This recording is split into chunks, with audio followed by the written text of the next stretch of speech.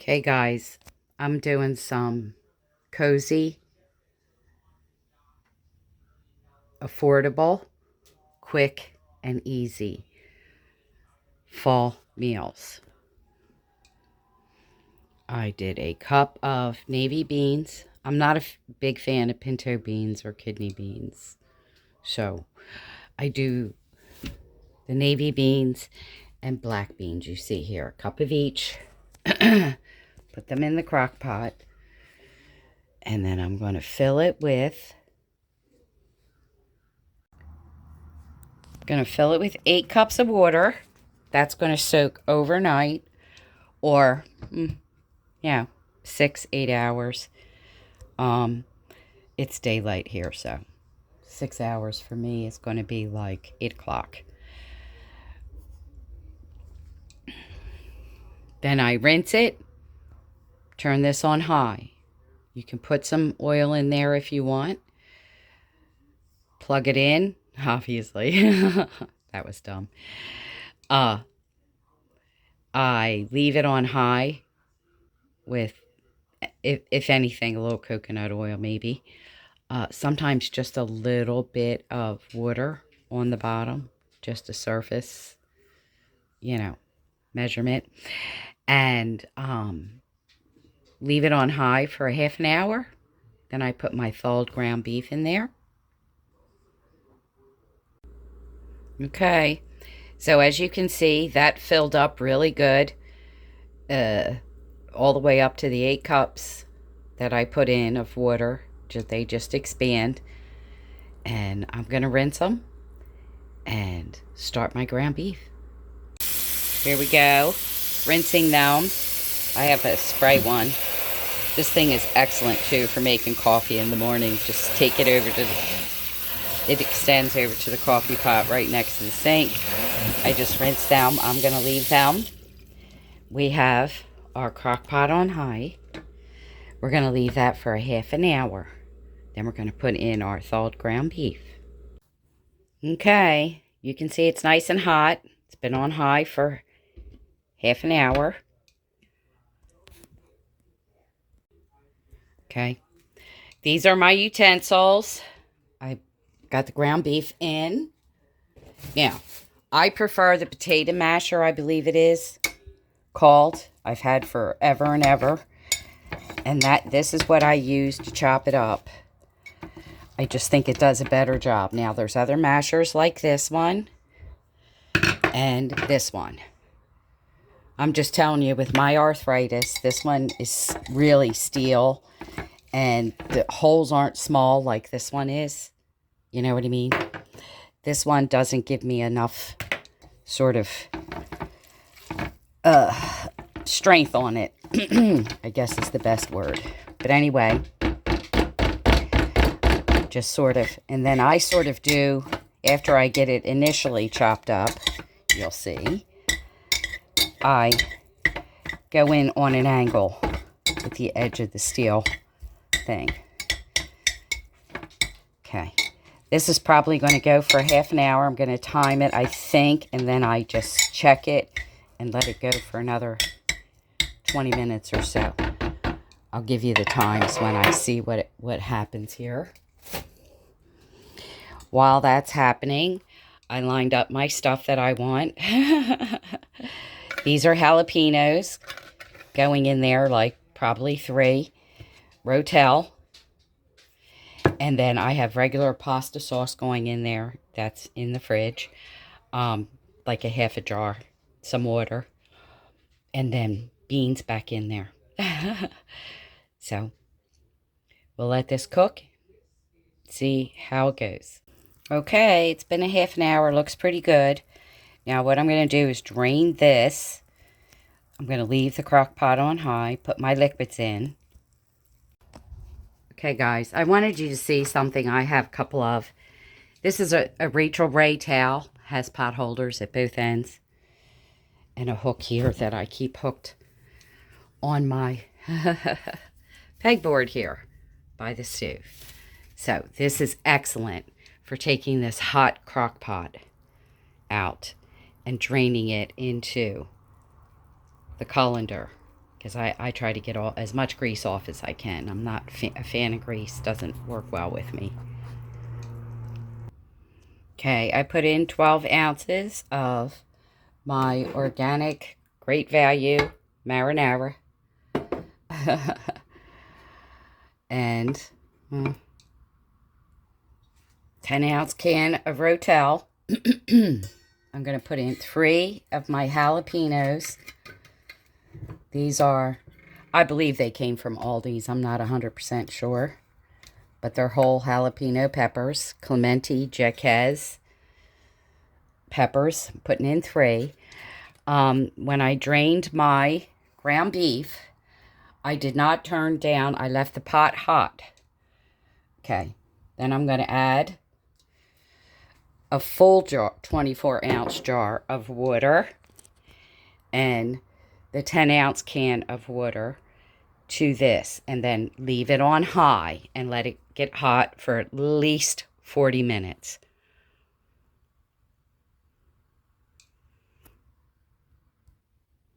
Okay, I took the rest of the jalapenos, filled the 24-ounce jar, and then I still have a little bit left in there. I'm just going to put in my fridge. But I stored the rest of the can in my leftover pasta jar. Just reuse stuff. It's food safe. And then the rest I just put in a small container, which is probably something I'll use during the week. Chop them up a little bit here and there, because you'll see what I do with this for the week. I make this for the week. Okay, this is nice and hot. Again, I said 40 minutes. That's what my crock pot takes. Yours might take longer. Just test it. See how hot it really is. Okay, so now I'm going to take this one. I have just put my beans back in. This is this one. Again, another old-fashioned, but this is just to soften the beans. I kind of try to go around the edges and just hit them as hard as I can to, now that they're soft, so that they'll cook faster. Often it's like 4 to 5 hours maybe before these are, at least to my taste. But I do keep doing this, okay? And I will use the other one as well. This one. Just to put some air in there between them. And then this one. So you sort of get all the way to the bottom. This one doesn't really go all the way to the bottom because the holes, because you're not actually breaking them apart. So they won't go through the holes. This one, you got holes to go through, and you'll see where I do it on like a 45-degree angle in areas. And just do that for a couple of minutes. Okay, we're going to put our lid on, and we're going to come back probably in a couple hours. I did want to show you not what I do.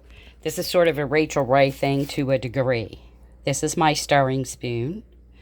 This is the bag that the ground beef has come in, and I use this for my trash. I also keep some of my things on there so I don't make a huge mess, other than right by the crock pot. So the whole countertop isn't a mess. So there you go. Little trash idea for your trash and your cans and whatever. Okay, I have taken all 3. I have cleaned up here, guys, so everything's on there. And I used the one pasta jar, and the cans I just took down and put in the recyclable outside right away. So, because this is a back and forth. Now, what I did want to tell you is a couple of things.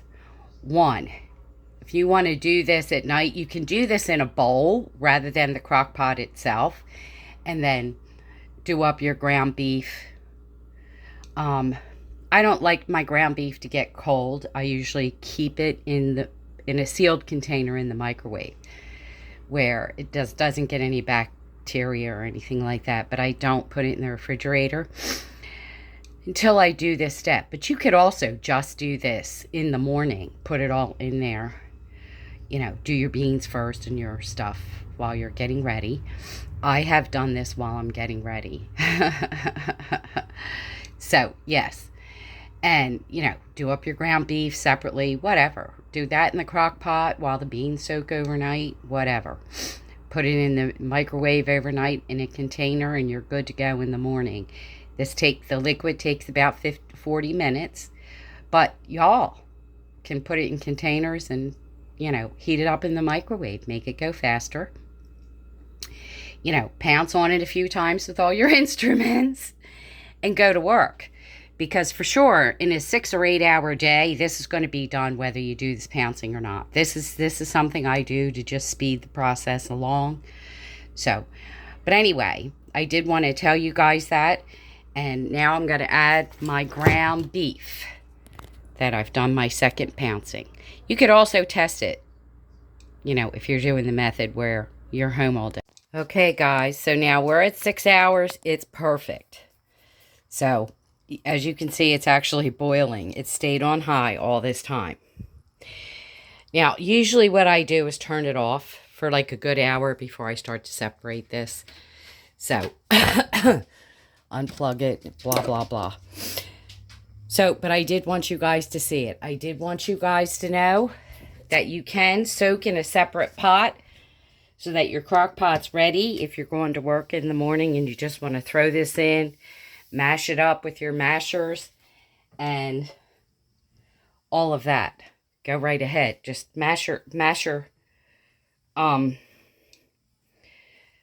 beans before you throw in the ground beef in your fluids. It's just easier to do it that way. So I do have a pot here, and I do also have another crock pot. But the other pot is metal. I kind of just use that for candles, like boiling eggs, things like that, where I'm not worried about the metal in my system. I started that with my husband, so everything's ceramic here.